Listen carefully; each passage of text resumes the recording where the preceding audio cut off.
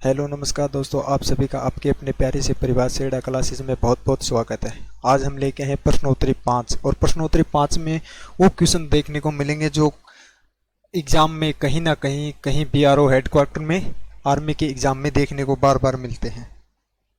आज का पहला क्वेश्चन है श्रीहरिकोटा किस राज्य में स्थित है।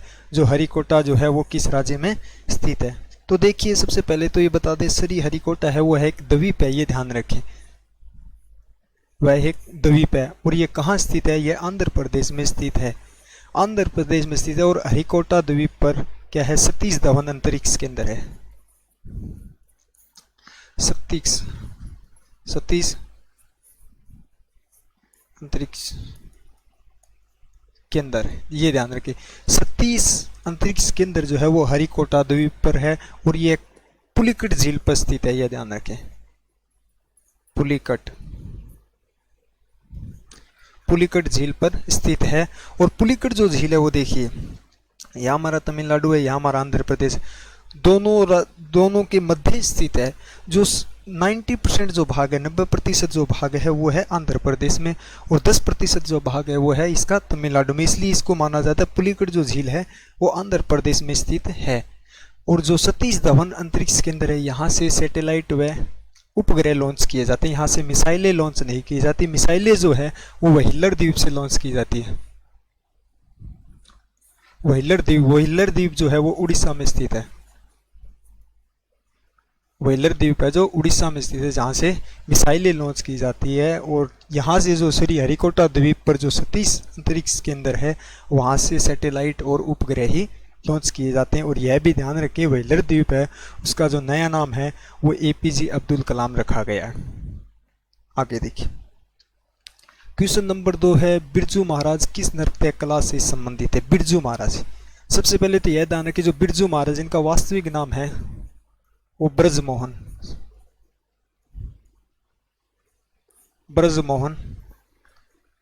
मिश्र।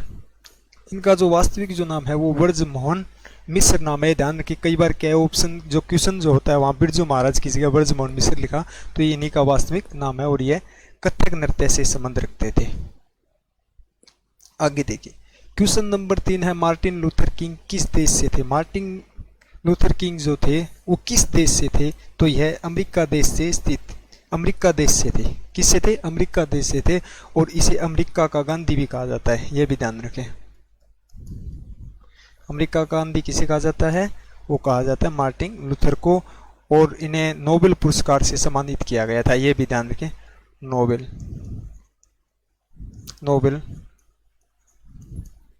नोबेल पुरस्कार से सम्मानित किया गया था। और नोबेल पुरस्कार है वो शांति क्षेत्र में दिया गया था। किस क्षेत्र में, शांति क्षेत्र में ने दिया गया था, ये ध्यान रखें। और ये हमने पिछली वीडियो में चर्चा की थी कि नोबेल पुरस्कार है वो 6 क्षेत्र में दिया जाता है। पहला है भौतिकी, दूसरा रसायन, तीसरा चिकित्सा, चौथा अर्थशास्त्र और 5वां साहित्य और छठा शांति क्षेत्र में दिया जाता है। आगे देखिए, क्वेश्चन नंबर 4 है, भारत के मुख्य न्यायाधीश की नियुक्ति कौन करता है। भारत का जो मुख्य न्यायाधीश होता है उसकी नियुक्ति कौन करता है, तो राइट आंसर इसका ए होगा। राष्ट्रपति इसकी क्या है, नियुक्ति करता है। आगे देखिए, क्वेश्चन नंबर 5 है, राष्ट्र संघ में कितने देशों को वीटो शक्ति दी गई है। ये ध्यान रखें कि जो वीटो शक्ति है उसको कई बार क्या है ये बोला जाता है, क्वेश्चन जो भाषा है उसकी वो ये चेंज कर दी जाती है कि राष्ट्र संघ में कितने देशों को स्थायी सदस्य देश है। कितने देश, राष्ट्र संघ के कितने देश स्थायी सदस्य देश हैं, तो जिनके पास वीटो पावर है उनको स्थायी सदस्य देश बोला जाता है। तो इसका राइट आंसर होगा 5। और अस्थायी देश है, यह भी ध्यान रखें, अस्थायी सदस्य देश है वो 10 हैं और स्थायी है वो 5 है। कुल देश पूछे जाए तो 15 देश हैं। राष्ट्र संघ में कितने देश है, 15। अस्थायी है वो 10, स्थायी है वो 5। ये देखिए कौन कौन से हैं। पहला चीन, दूसरा अमेरिका और तीसरा है फ्रांस और चौथा है रूस और 5वां है ब्रिटेन।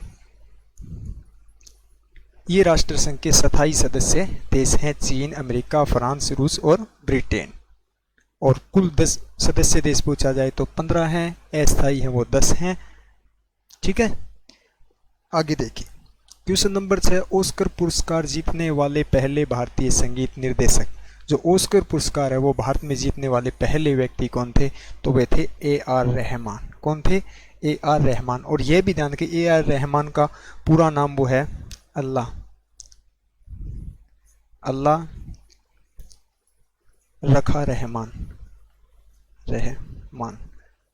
अल्लाह रखा रहमान है इनका, शॉर्ट में A.R. रहमान बोलते हैं। तो इनको 2008 में दिया गया, यह भी ध्यान रखिए। कब दिया गया? 2008 में दिया गया। भारत के पहले ऑस्कर पुरस्कार विजेता थे संगीत के क्षेत्र में। अगला, मिजोरम की राजधानी है। देखिए मिजोरम की जो राजधानी है वो है आइजोल। मिजोरम की राजधानी आइजोल। और जो ईटानगर है यह भी ध्यान रखिए अरुणाचल प्रदेश की है। अरुणाचल प्रदेश की है।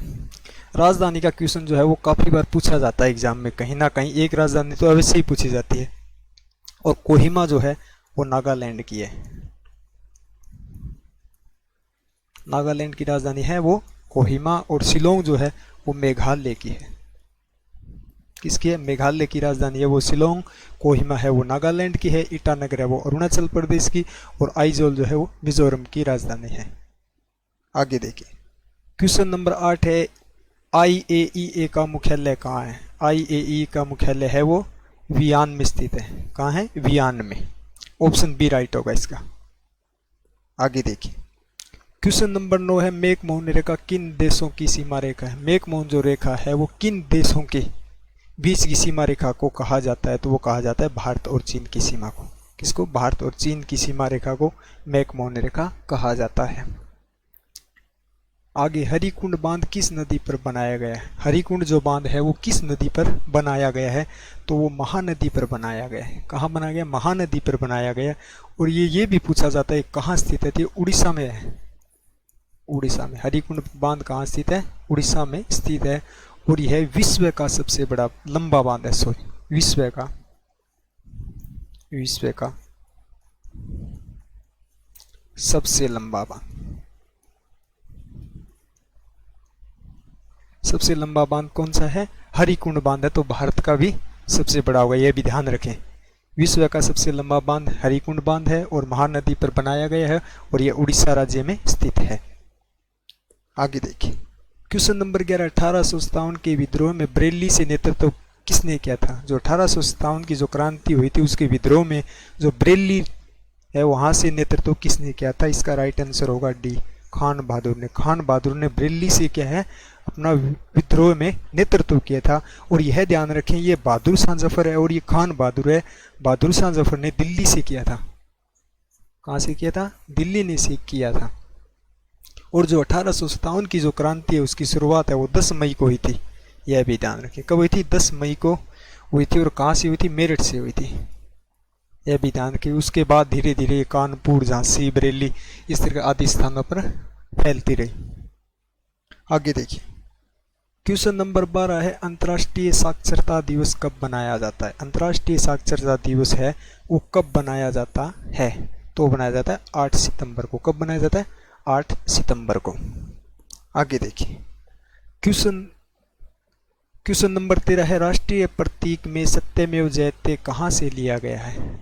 जो राष्ट्रीय जो प्रतीक में जो सत्यमेव जयते है वो कहाँ से लिया गया है? तो इसका राइट आंसर होगा सी, मुंडको उपनिषद से लिया गया। और यह ध्यान रखें ये मुंडको जो उपनिषद है ये कहाँ से, इसका श्लोक नंबर 6 से लिया गया। यह ध्यान रखें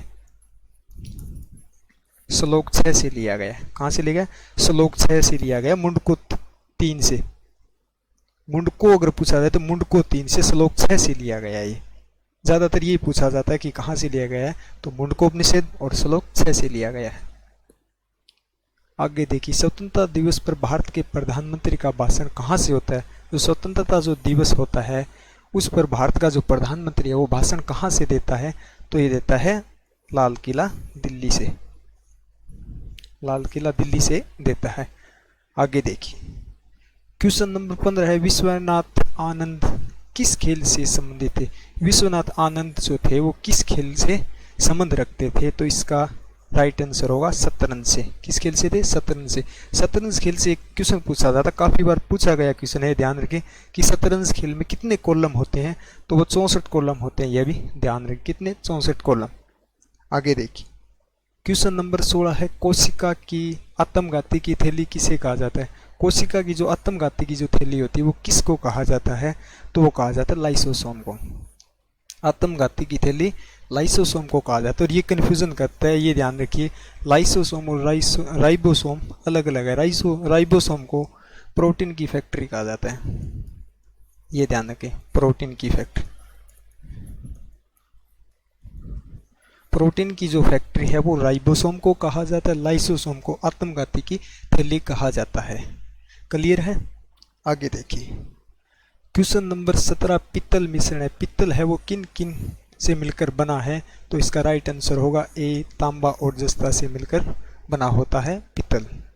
आगे देखिए क्वेश्चन नंबर 18 है, दूरबीन का आविष्कार किसने किया था? जो दूरबीन है उसका आविष्कार है वो किसने किया था? तो इसका सही आंसर होगा गैलीलियो ने किया था। किसने किया था दूरबीन का आविष्कार? गैलीलियो ने किया था। और ये ध्यान रखिए दूरबीन को दूरदर्शी भी कहा जाता है। आगे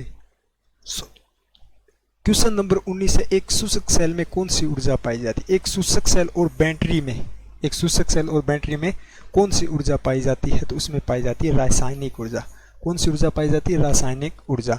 यहाँ शुष्क सेल है, यहाँ कई बार बैटरी दे दिया जाता है, तो ये ध्यान रखें बैटरी और शुष्क सेल दोनों में ही रासायनिक ऊर्जा पाई जाती है। आगे देखिए सिरके में पाया जाता है, सिरके जो है उसमें कौन सा अम्ल पाया जाता है? तो इसका राइट आंसर होगा ए, एसिटिक अम्ल पाया जाता है। सिरके में कौन सा अम्ल पाया जाता है? एसिटिक अम्ल पाया जाता है। क्वेश्चन नंबर 21 है, धारती का एसआई मात्रक है। जो धारती है उसका जो एसआई मात्रक है वो क्या है? तो इसका होगा फेराड। क्या होगा? फेराड। धारती का एसआई मात्रक है वो फेराड है। ये ध्यान रखें, एसआई से रिलेटिव भी क्वेश्चन जो है एसआई मात्रक से हर बार परीक्षा में कहीं ना कहीं पूछे जाते हैं। आगे देखिए आयोडीन की कमी से रोग होता है। आयोडीन जो है उसकी कमी से कौन सा रोग होता है? तो उसकी कमी से घेंगा रोग होता है। कौन सा रोग होता है? घेंगा रोग होता है। और घेंगा जो रोग है वो हमारे गला जो होता है, जो हमारा शरीर का अंग, उसको प्रभावित करता है और थायराइड ग्रंथि को भी प्रभावित करता है। दोनों में इसके लक्षण है सूजन आना। और रतौंधे ये हमने पीछे पढ़ाई था विटामिन ए की कमी से, और बेरी बेरी है वो विटामिन बी की कमी से, और रिकेटस है वो हमारा विटामिन डी की कमी से होता है। अगला क्वेश्चन, जल होता है, जल अम्लीय होता है या उदासीन होता है या क्षारीय? पीछे हमने पढ़ा था जल है वो उदासीन होता है, पीएच मान होता है 0 से लेकर 14 तक। 7 जो होता है वो उदासीन होता है, 7 से जो अधिक होता है वो क्षारीय होता है, और 7 से जो कम होता है वो अम्लीय होता है। तो जल जो हमारा है वो उदासीन होता है जिसका पीएच मान 7 होता है। आगे देखिए अगला क्वेश्चन, जब धातु गर्म होती है तो धातु के घनत्व पर प्रभाव पड़ता है। जब कोई धातु है वो गर्म होती है तो उसका जो घनत्व होता है उस पर क्या प्रभाव पड़ता है? तो घनत्व हमेशा घटता है। यह ध्यान रखें, घनत्व हमेशा घटता है, और आयतन है जो है वो बढ़ता है। आयतन क्या है? बढ़ता है। इसको भाषा अगर चेंज करें, इसको विपरीत क्वेश्चन को अगर पलटे तो ये कह सकता है कि जब किसी धातु को ठंडा किया जाता है तो घनत्व पर क्या प्रभाव पड़ता है? अगर ठंडा करेंगे तो घनत्व यहाँ घटता है, तो ये जाना कि बढ़ेगा। घनत्व क्या होगा? ठंडा करेंगे तो बढ़ेगा, और आयतन है वो घटेगा ठंडा करने पर। आगे देखिए 25वां क्वेश्चन, घाव भरने में सहायक विटामिन। जो हमारे शरीर में जो घाव होते हैं उसको भरने में कौन सा विटामिन सबसे ज़्यादा सहायक होता है? तो इसका राइट आंसर होगा विटामिन सी होता है।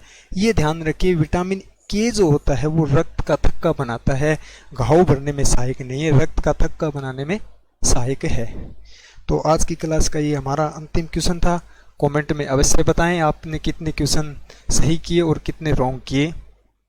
और अगर आपने अभी तक हमारे शेरडा क्लासेज ऐप को डाउनलोड नहीं किया तो अभी डाउनलोड करें, वीडियो की डिस्क्रिप्शन में लिंक दिया गया है। धन्यवाद।